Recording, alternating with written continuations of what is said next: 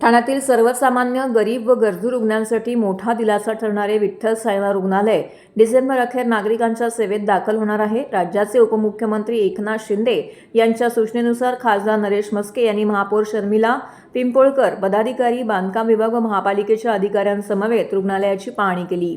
900 खाटांची क्षमता, एअर ॲम्ब्युलन्सची सुविधा, अत्याधुनिक वैद्यकीय उपकरणे आणि सर्व प्रकारच्या उपचार सुविधांनी सज्ज असलेले हे रुग्णालय ठाणेकरांसह संपूर्ण परिसरातील नागरिकांसाठी आरोग्य सेवेचे नवे केंद्र ठरणार असल्याची माहिती खासदार नरेश म्हस्के यांनी दिली आहे। यावेळी पाहणी करताना सभागृह नेते हनुमंत चत्ताळे, शिवसेना गटनेते स्थानिक नगरसेवक पवन कदम, सुधीर कोकाटे, माजी नगरसेविका पूजा वाघ, महापालिकेचे कार्यकारी अभियंता मोहन कलाल, ऋषिकेश जवळकर, आरोग्य विभागाच्या डॉक्टर योगिता धायगुडे, माता बालसंगोपन अधिकारी डॉक्टर वर्षा ससाणे, सार्वजनिक बांधकाम विभागाचे अधिकारी उपस्थित होते।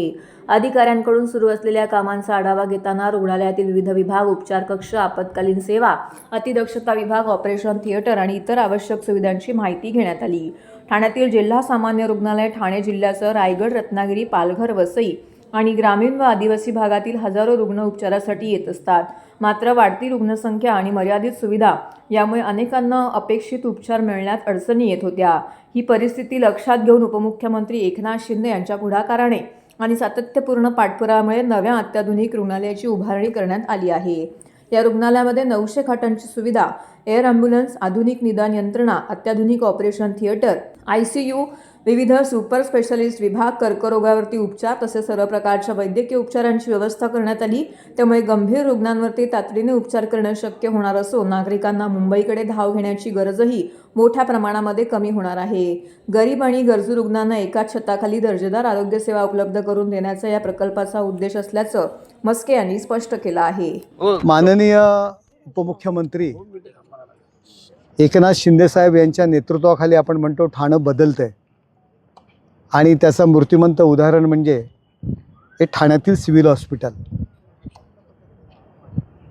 या सिव्हिल हॉस्पिटलचा उपयोग फक्त ठाणे शहरापुरता नसून या ठाणे शहराच्या लगत असलेली शहापूर असेल, वाडा असेल, अगदी मुरबाड असेल, त्याचबरोबर अगदी रायगड जिल्हा असेल, पालघर असेल, वसई असेल, या सर्व ठिकाणावरचे रुग्ण, गोर गरीब, आदिवासी, ग्रामीण भागातील रुग्ण या सिव्हिल हॉस्पिटलमध्ये येत होता आणि एकंदर येणारे रुग्ण आणि सिव्हिल हॉस्पिटलची पात्रता, कॅपॅसिटी फार कमी होती। एकनाथ शिंदे साहेबांच्या माध्यमातून त्यांनी केलेल्या प्रयत्नांमुळे आज 900 बेडचं अद्ययावत असं रुग्णालय, गोरगरिबांकरता हे रुग्णालय या ठिकाणी उभं राहते।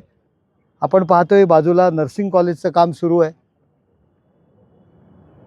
या ठिकाणी जवळच असलेलं कळव्याचं जे मेडिकल हॉस्पिटल आहे, आज 200 सुपर स्पेशालिटी बेड या ठिकाणी आहेत।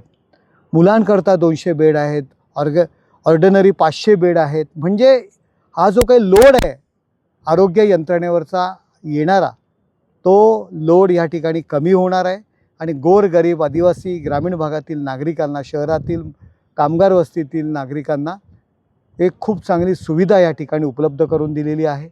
अद्ययावत मशिनरी, अद्ययावत मग कॅन्सर असेल, हार्ट्स असेल, किडनी असेल, हे सगळे उपचार या ठिकाणी होणार आहेत। आणि आपण पाहतो एअर ॲम्ब्युलन्स करता हेलिपॅडची सोयसुद्धा या ठिकाणी आपण केलेली आहे।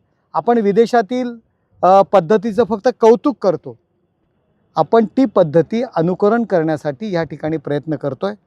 आज एअर ॲम्ब्युलन्सची व्यवस्था या ठिकाणी होते। जर अति गंभीर रुग्ण असेल आणि त्याला मुंबईमध्ये किंवा आणखी कुठे जर त्याला शिफ्ट करायचं असेल, त्याला ट्रीटमेंट द्यायची असेल, तर एअर ॲम्ब्युलन्सची सेवासुद्धा या ठिकाणी उपलब्ध होते।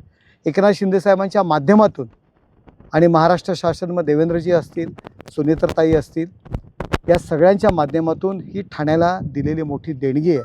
आणि धर्मवीर आनंद दिघे साहेबांचं स्वप्न होतं, त्यांचं खूप लक्ष या सिव्हिल हॉस्पिटलवर असायचं, ते पूर्ण होतं आहे।